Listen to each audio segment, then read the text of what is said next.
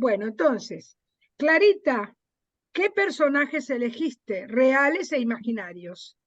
Mira, yo elegí el doctor, pero también elegí un personaje que si bien es la bruja que le decían en el pueblo, pero no la Muy bien. bruja en la fantasía. ¿Te das cuenta? Bueno, Yo hice un pero, relato. pero tiene visos de ser bruja eh, yendo yéndose a un personaje irreal, ¿o no? No, es un personaje real, por eso que Entonces yo no me puse a hiciste lo que escribir y yo salió pedí. eso, ¿te das Yo cuenta? pedí Sí. un personaje Mm, real y otro que era imaginario, porque si no, exacto. ¿eh? Sí. Bueno, no No, importa, no va a lo- pero, conjugar. Sí. pero lo armaste. Así que A empezá a ver, narrar, te escuchamos. bien, ya. Este se llama, le puse sanar y curar. Sanar y curar. Emilio había concluido sus estudios de medicina cuando decidió hacer el servicio rural, que era algo optativo. Y es así que los médicos serumistas eran enviados a lugares muy lejanos, donde no se contaban a veces con los servicios más elementales. Y a él le tocó ir a una zona de la selva. El servicio Serum, que era el servicio rural, había sido instalado, no hacía mucho por el gobierno, en función de atender a las zonas más marginadas de la población del país. Y a él le habían asignado una zona en la selva, que quedaba muy, muy alejada. Cuando llegó, lo fueron a esperar a la estación del tren las autoridades. Todo el pueblo se sentía feliz de por fin tener el primer médico que llegaba a esa zona. Cuando llega a la plazuela, se encuentra con que todo el pueblo estaba reunido ahí, hasta con la banda. Habían organizado una fiesta y a la vez las señoras del pueblo se habían puesto de acuerdo para preparar las viandas típicas de la zona, dando así la bienvenida a Emilio.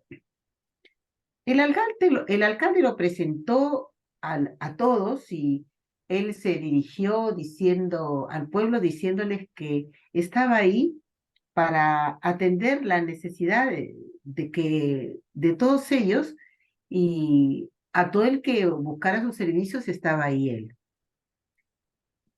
Entre las personas que le presentaron estaba Andrea, una joven maestra que acababa de llegar hace una semana al pueblo, eh, en reemplazo de la maestra que había dejado la plaza libre porque se había jubilado. En ese pueblo, aparte, alrededor de la plazuela, estaba la escuela donde trabajaba Adriana, que era una maestra multigrado, y también estaba la capillita a la que asistía un cura una vez a la semana para oficiar la misa y atender las necesidades espirituales de los parroquianos. Y enseguida estaba la cabaña que le habían asignado a Emilio, que sería el centro médico y a la vez su vivienda. Lo que le preocupaba, y ya lo sospechaba desde antes de llegar Emilio, es que en ese pueblo no había ninguna farmacia. Y se lo hizo saber al alcalde, y él le dijo que no se preocupara porque antes de que él llegara, quien se, que si bien estaban todos muy contentos con su llegada, durante el tiempo que durante mucho tiempo los habitantes del pueblo habían sido atendidos por la curandera, que vivía en las afueras del pueblo. Ella conocía muy bien las propiedades curativas de las plantas, que en la selva había muchas, oficio que había aprendido de su abuela, a la que todos en el pueblo llamaban la bruja. La curandera era una mujer de unos 50 años, parca, se llamaba Luzmila, muy puntual en las indicaciones que daba a las personas que la buscaban. Algunos niños hasta temor le tenían por lo seca que era. Asistió a la reunión a insistencias del alcalde porque ella no estaba muy convencida con la presencia del doctor ahí, ¿no? Emilio se dio cuenta pronto del aprecio que la gente le tenía a Emilia, a Luzmila, y que iba a tener que él esforzarse mucho para ganarse la confianza de la gente. El primer día que abrió el centro de salud, solo atendió a 5 pacientes y luego se fue a pasear por el pueblo para conocerlo. Cuando ya llegaban a las afueras, se encontró una fila como de 15 personas o más a la puerta de una casa. Era la casa de Luzmila. Cuando salió el último de las personas, él tocó la puerta y le abrió Luzmila y le dijo que venía a conversar con ella si le permitía. Y Luzmila lo hizo pasar, le invitó un té de menta y bueno, y le dijo que él le dijo que, que él quería conversar con ella porque estaba muy preocupado en cuanto a la carencia de medicinas que podía él indicar y que sabiendo el conocimiento que ella tenía de las propiedades curativas de las plantas, quería recurrir a ella para ver la posibilidad de contar con su apoyo.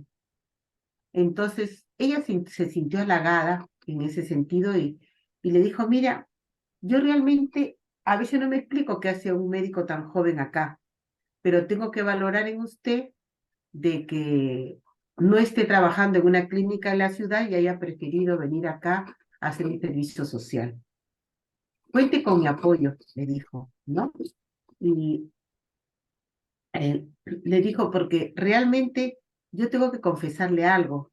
Si bien yo puedo indicar algunas curaciones con mis plantas, hay momentos en que no es suficiente y muchos de los pacientes tienen que ir recorriendo horas para llegar a ser atendidos en el hospital de la ciudad más cercana, corriéndose el riesgo de quedarse en el camino.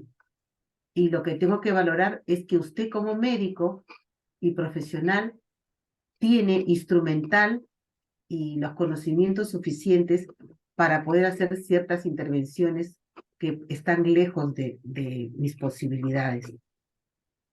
Emilio le agradeció la valoración que daba su trabajo y le dijo que él vendría a buscarla y que juntos podrían trabajar en beneficio del pueblo con las propiedades curativas de sus plantas. A poco tiempo de estar en el pueblo, la gente motivada por Luzmila primero iba a consulta con el doctor y después pasaba a la farmacia herbolaria, como le habían decidido llamar, de Luzmila. Es así como médico y curandera pudieron hacer un trabajo mancomunado en bienestar de aquel pueblo alejado en la selva. Muy linda historia, Clarita. Y ¿Estás es real. muteada, Cristina? Sí.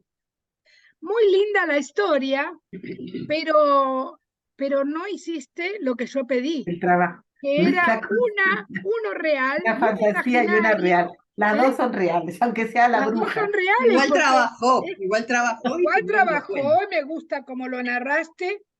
Ten en cuenta que siempre tenés que mirar la camarita arriba, porque Sí, sí. si te olvidás de algo, acordate que nosotros no sabemos lo que vos escribiste, y Sí, aunque sí. lo obvies y lo cambies, es una forma de que aprendas a improvisar, ¿sí?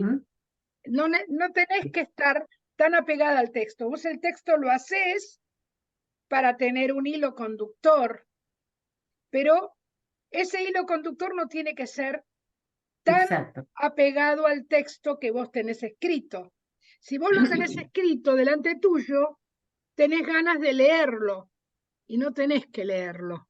Es cierto. Vos tenés que Dejar armarlo. el ojo. Una vez que armás, una vez que lo armás, suponete que no te acuerdes de los nombres. Bueno, antes de empezar, eso sí lo podés tener escrito, porque si no, por ahí no te acordás de los nombres. Pero podés cambiar los nombres de los personajes. Sí, sí, Siempre que no te olvides cuando estás narrando. Que claro. cambies al principio y después no te acuerdes de cómo sigue, ¿no? ¿Entendés? Sí, sí, sí. Pero la forma de un narrador, el narrador es un porcentaje de lectura y escritura o de búsqueda y lectura de un autor, y después el otro porcentaje es de invención, en el momento, improvisación. Entonces, aprende a improvisar, porque es la única manera de narrar bien, ¿entendés? Sí, sí, te capto, perfecto, sí, ¿Me sí, tienes razón. captás? Porque Sí, sí. cuando vos estás narrando, si te perdés del texto, que es lo que me dijo la profesora en el canto, si te perdés de la letra, estás aferrada a la letra y haces cosas que no debes hacer. ¿Eh? Claro, pero en las canciones es peor, porque las canciones ya están estipuladas las letras. Más Claro, difícil están inventar. estipuladas, pero vos, como me dijo la profesora, si te olvidás de alguna partecita, podés obviarla. Por más que, porque vos estás cantando y la canción la estás adecuando a vos. Muchas veces yo estoy buscando, mira, hoy buscaba una canción de Coqui Ramírez. Escuché la canción de la cordobesa, a ver cómo cantaba. Y después busqué la misma canción. Le cambió todo el texto. ¿Entendés? No es el mismo texto. Ella hizo una adecuación del texto como si fueras una narradora. Hizo la adecuación del texto para no olvidarse. Entonces ella me dijo, la profesora me dijo, bueno, dice, vos cuando tomás un texto para cantar, la canción, la música la música es de la persona el karaoke que vos tomás es de tal persona. Pero si el texto no te dice, vos lo adecuás, porque cuando vos tomás una canción española, hay muchas palabras que sustituís, el argentino sustituye. O si es una traducción francesa, la que tradujo no lo traduce tal cual. Entonces dice, no es lo mismo, me dice, no es lo mismo que el teatro. En teatro, vos, el profesor de teatro, te obliga a memorizar totalmente todo. Acá, vos si vos cantás y modificás, nadie se va a dar cuenta que vos modificaste. Lo único que tenés que estar segura de lo que decís. Bueno, acá pasa lo mismo, Clarita. Si vos te olvidás, bajás la vista y estás leyendo en vez Sí, de narrando. claro. Y Sí. nos damos cuenta, por más que estemos frente a una pantalla. Cuando estás frente a los chicos, no tenés esa opción de mirar No, el no. texto. Ahí tienes que Entonces, lanzarte ahí, nomás. Sí. ahí vos tenés que lanzarte. Bueno, acá hace lo mismo. Quien te que está controlando es la cámara de arriba. ¿Mm? Sí, sí, Improvisá si no te acordás. ¿Está? sí, sí, Esa es la forma de narrar. Y acá, exacto. como nosotros no sabemos lo que escribiste, y por ahí no conocemos tampoco el autor que tomaste, y como vos estás haciendo una adaptación de tu cuento de tal autor, como esa adaptación, eh, podés improvisar. No, este sí lo escribí. Lo escribí en base a una realidad de Perú, porque en ¿Está el bien? Perú tenemos nosotros el SERUM, que es el servicio rural que hacen los chicos optativamente, ¿no? Mi hijo lo hizo y mi nuera Claro, pero también. si en vez de ser la bruja real, ponés la bruja que vuela en la escoba, la bruja que es bruja realmente, Sí, sí, que aparece y desaparece sin que uno se dé cuenta, hubiera sido igual. El médico puede tener una bruja, bruja, acompañándolo, tranquilamente. El mismo texto, ¿entendés? Sí, Se adaptaba bien a lo que estabas diciendo, que después trabajaban juntos, porque ella sabe de plantas y las brujas saben de plantas también. también, Inclusive puede hacer pociones, puede pócimas. hacer Sí, pócimas. Con el médico puede trabajar con eso, con las pócimas que ella hace, para ayudarlo. claro. Ujú, Entonces, eso sería bonito también, se puede dar un giro. se puede dar un giro cuando vos Ujú. haces algo irreal. Por eso yo pedí algo real, algún personaje real con uno irreal. Bueno, seguimos con Susi. A ver, Susana. Bueno, lo mío va a ser toda improvisación de un pensamiento que tuve porque no escribí nada. Bueno, ¿y cómo de qué tomaste? ¿Qué personajes? El vagabundo y el ángel. Ay, qué lindo. Juan hasta se había olvidado de su nombre. Caminaba por las vías del tren, las vías muertas del tren, con la ropa completamente astrosa, vieja, sucia. Tenía la barba desprolija, el pelo como engrasado. Se veía a la legua que hacía mucho que no se bañaba. En realidad, a Juan lo único que le importaba era que cuando en alguna esquina estiraba la mano, las monedas que le dieran en esa mano le alcanzaran para comprar vino. Vino tinto, por supuesto, del más barato, pero necesitaba eso porque el vino lo ayudaba a permanecer en ese mundo medio onírico, porque siempre estaba como en un mundo paralelo, medio oscuro. A veces se lo escuchaba balbucear como si hablara con alguien. Juan volvía todos los días jueves al barrio donde había vivido hacía como 3, 4 años ya. Algunos vecinos lo reconocían porque sabían su historia. Juan había conocido a Emilce. Emilce era una maestra que vivía en ese barrio, tenía su casa propia porque los padres le habían dejado en herencia, y Emilce y Juan se habían conocido en unas reuniones y se habían súper enamorado. El tema fue que después de un noviazgo corto se casaron y durante los primeros meses se los veía muy felices, salían, caminaban, paseaban. Sin embargo, después de un tiempo, no demasiado largo, unos cuantos meses, los vecinos más cercanos empezaron a escuchar discusiones, a veces peleas bastante fuertes. Se enteraron con el tiempo que Juan era jugador y se gastaba casi todo su sueldo en el hipódromo. Y claro, Emilce lo aguantaba, pero claro, discutía con él. Y llegó un momento en que tenían que vivir del magro sueldo de maestra que tenía Emilce.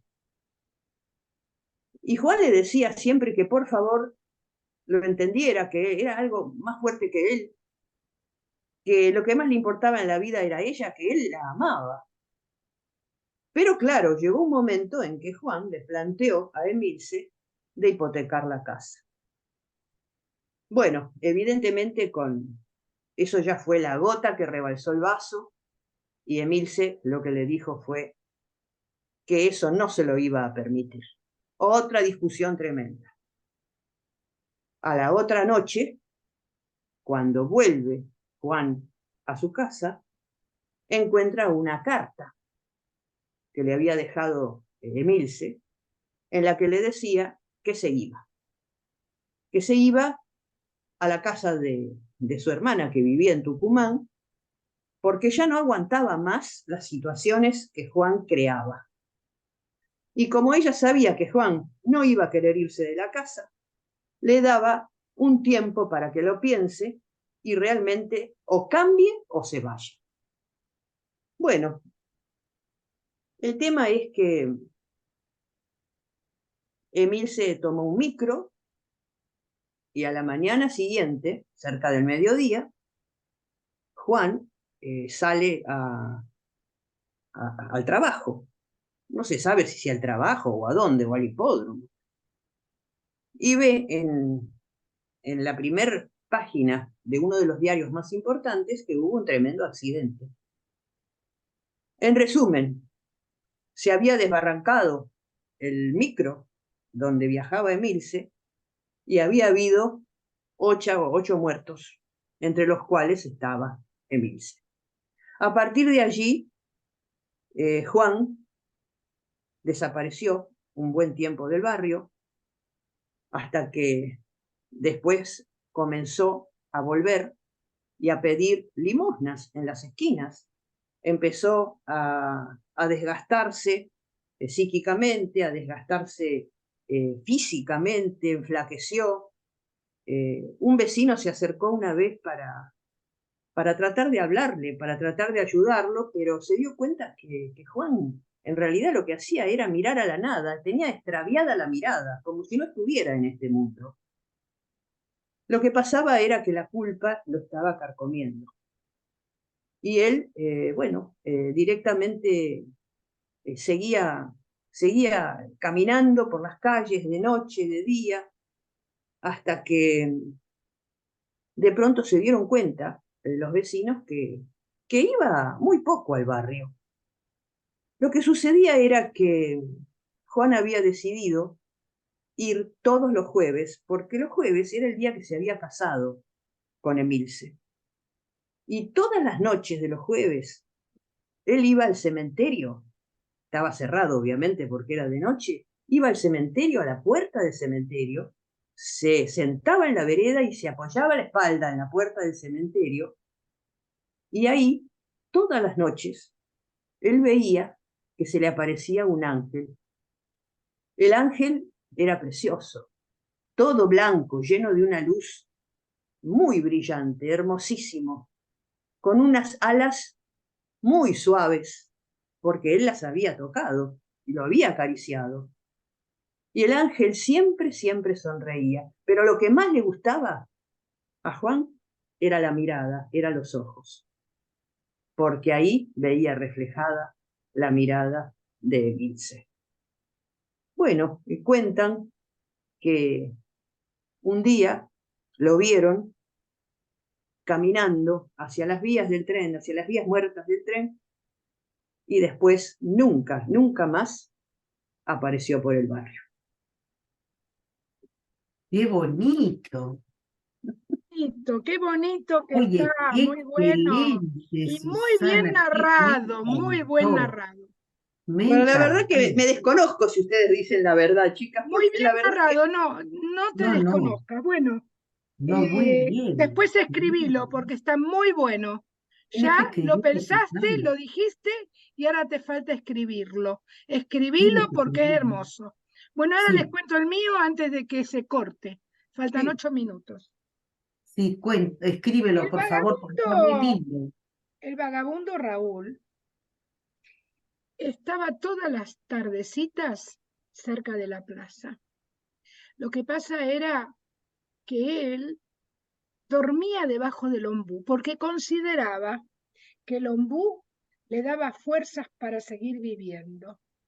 Pero antes de dormirse, como estaba recién anocheciendo, como todas las tardes, él escuchaba los trinos de las aves que venían cada una a su nido.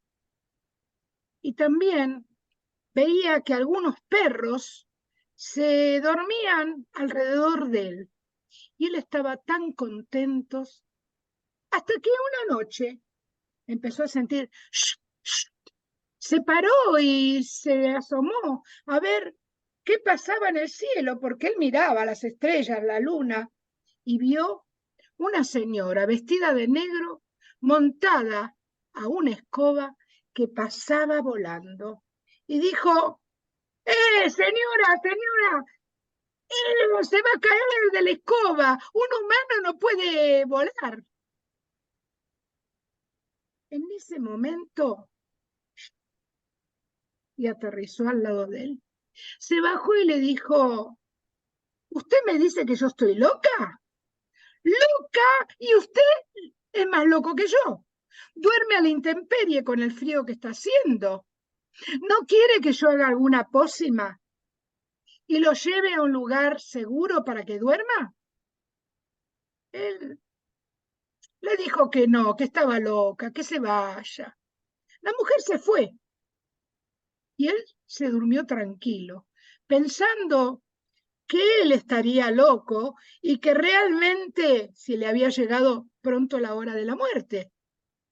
Al día siguiente, al día siguiente volvió a sentir el mismo ruido, pero ya cerca de él, y eran como las 12 de la noche. La mujer venía con un envase de vidrio muy raro, con un olor adentro, y se lo tiró encima de él. Inmediatamente dijo, ¿qué está haciendo? Pero en ese momento lo único que vio, que él ya estaba volando con la bruja por el cielo, montado en la escoba detrás de ella. ¡Ay, qué hermoso! Decía, ¿qué paisaje veo? Ah, si el guardián de la plaza ayer no me creyó de que yo la vi a usted montada en una escoba, menos me va a creer ahora que yo pueda volar encima de la escoba. ¿Cómo me va a creer? No se lo cuente a nadie, créaselo usted. Y un rato después aterrizó a Campo Traviesa, cerca de una cabaña de madera, donde apareció una niña que salió de adentro con una linterna y lo alumbró. En ese momento encendieron unas velas, tanto la bruja como la niña, y le ofrecieron un plato de un rico guiso caliente, que por supuesto él no desechó, se lo devoró. Y la bruja lo miró y le dijo, como yo sé que usted duerme a la intemperie, porque ya lo dijo, que está acostumbrado y no tiene frío, búsquese un árbol detrás de la casa y ahí váyase a tender para dormir. Él se acostó debajo de un paraíso enorme y se quedó dormido. A la mañana siguiente, escuchó una ronda de canto alrededor de él. Era la niña y la bruja. ¿Cuándo se va a levantar usted?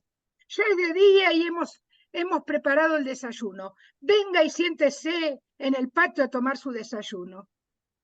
Y bueno, él la miró, se sentó y dijo, yo no tengo dinero para pagar un servicio. No, venga que nosotros le vamos a dar trabajo. Él se levantó, se sentó al lado de ellas, se comió un rico pan tostado que habían hecho con miel y manteca que habían preparado y le dijeron que tenía que ir a cortar leña y a cegar el pasto con un tipo de hacha que él empezó a cortar y bueno, cortó leña, se las alcanzó y después que terminó de cortar el pasto alrededor, se sentó a esperar. Desde entonces, el vagabundo no volvió más a la plaza. Su lugar de vida ahora era ahí, donde estaba la bruja, que cada tanto lo llevaba a dar una vuelta en su escoba. Y la niña lo quería tanto, y ahora también los pájaros lo ayudaban con sus trinos a dormir, y también había perros alrededor que eran perros y gatos, que eran de la misma bruja. Y fueron por muchos años muy felices. Qué lindo, qué lindo. Bueno, ahí tenés que, viste que yo te decía, Clarita, un personaje real, dos personajes reales y un ficticio que vos podés hacer tranquilamente. Bueno, nosotros nos vamos a ir y vamos a entrar con lo otro para seguir contándonos algunas cosas más. Bueno.